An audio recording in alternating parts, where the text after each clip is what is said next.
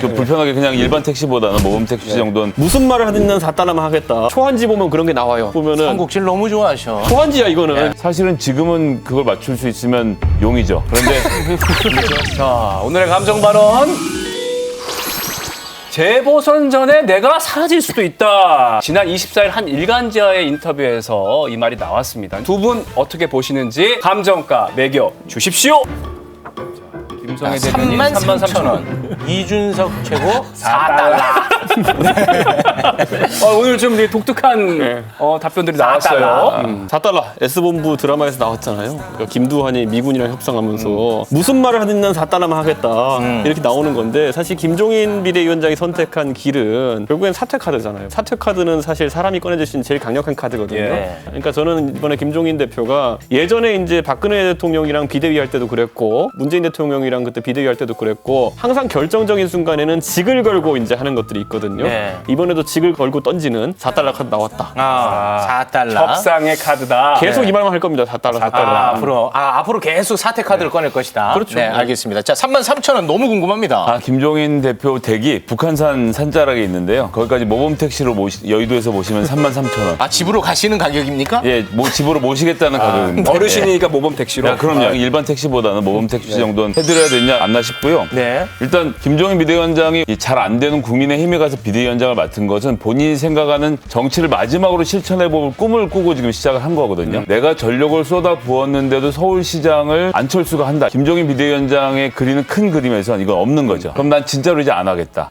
정식 인터뷰할 때 나온 얘기가 아니라 끝나고 나서 후일담으로 하는 얘기에서 그런 얘기가 나왔고, 그러니까 이게 소위 말하는 플랜 B라는 건데, 그건 여러분들은 아실 필요가 없다. 정상적으로 가면 국민의힘이 후보가 될 것이다라는 말이랑 같이 곁들여서 봐야 되는 거거든요. 정말로 안철수 후보가 서울시장의 단일 후보가 되면 여기서 내 역할은 끝. 난 짐 싸서 집에 간다. 사퇴 카드라고 말씀하셨지만 저는 진심이라고 생각합니다. 그런데 그 김두한이 만약 아무것도 없는 4달러 그랬으면 쫓겨나거든요. 근데 실제로는 파업을 진압할 수 있는 건 나밖에 없다라는 확신이 있으니까 4달러 실음 관두고 이런 식으로 나왔던 거거든요. 그렇기 때문에 자신감의 발로다. 이번에 서울시장 선거에서 나올 수 있는 결과가 몇 가지 있습니다. 뭐 예를 들어 국민의힘 후보가 되느냐, 안철수 후보가 단일 후보가 되느냐, 이게 두 가지가 있고 그 사람들이 각각 당선되느냐 낙선되느냐 이 네 가지 케이스가 있거든요. 네네. 그랬을 때 안철수 대표는 본인이 후보가 된 다음에 낙선하면 안철수 대표에게도 치명적입니다. 정계 은퇴에 가까운 선택을 해야 되는 것이거든요. 본인의 당선 가능성을 높이기 위해서는 뭐라도 해야 되는 입장입니다. 그렇기 때문에 이 4달러 전략이 단순히 모범택시 타는 결론으로 나오지만 않을 것이다. 분명히 김종인 위원장도 김두한처럼 들고 있는 압박의 수단이 있다. 전 여기서 지금 김종인 비대위원장이 첫 발을 잘못 디뎠다고 생각을 하는데, 안철수 후보가 출마하기로 결심하기 전에 서울시장 후보 문제를 너무 느긋하게 생각하고 뭐 40대 얘기하고 새로운 사람 찾아야 한다고 하면서 당내에 있는 소중한 자산인 나경원, 오세훈 후보 등을 너무 깔보고 무시하는 태도를 보였어요. 막상 김종인 후보가 김종인 비대위원장이 누군가 찾아오겠다고 했지만 못 찾았고, 뭐 김근식 후보 정도를 얘기했는데 잘 안 됐고, 이런 것들이 꼬이면서 원래 출마하려고 했던 두 사람들만 나와서 다투는 모양새가 되니까 이거 자체가 국민의힘 내에서도 신선한 의미가 없고, 경선이 지지부진하게 진행되면서 여기까지 오고 나서 김종인 비대위원장이 생각하니 내가 그때 잘못했구나. 이분이 거의 반공개적으로 안철수하고는 같이 정치 못한다. 안철수는 정치 못할 사람이라고 비판을 해오셨던 분이라 10년 동안 변한 게 있느냐는 같은 인터뷰 질문에 별로. 그랬기 때문에 저는 김종인 비대위원장이 그리는 그림에서 이거는 없는 그림이다. 실수라고 생각하고요. 그전에도 보시면 알겠지만 민주당에서도 그렇고 박근혜 때도 그렇고 본인이 아니라고 생각하는 순간은 접고 바로 들어갑니다. 결국은 범보수 단일화 누구로 될 것 같습니까? 둘 중에 누가 이기느냐의 싸움은 사실은 지금은 그걸 맞출 수 있으면 용이죠.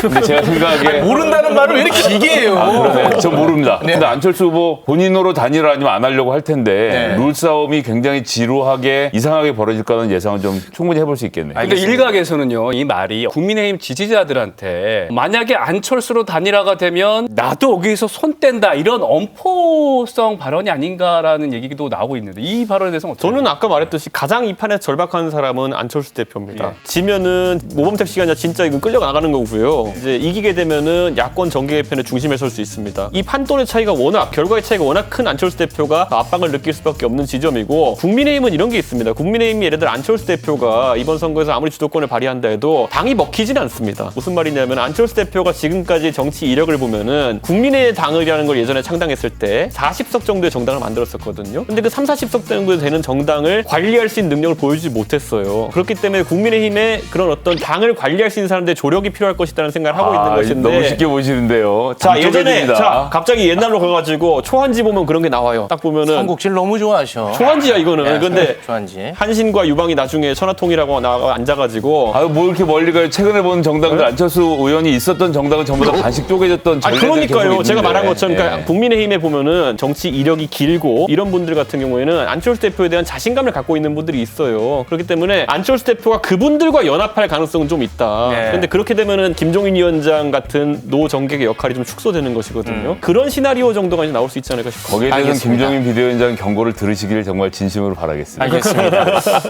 Stay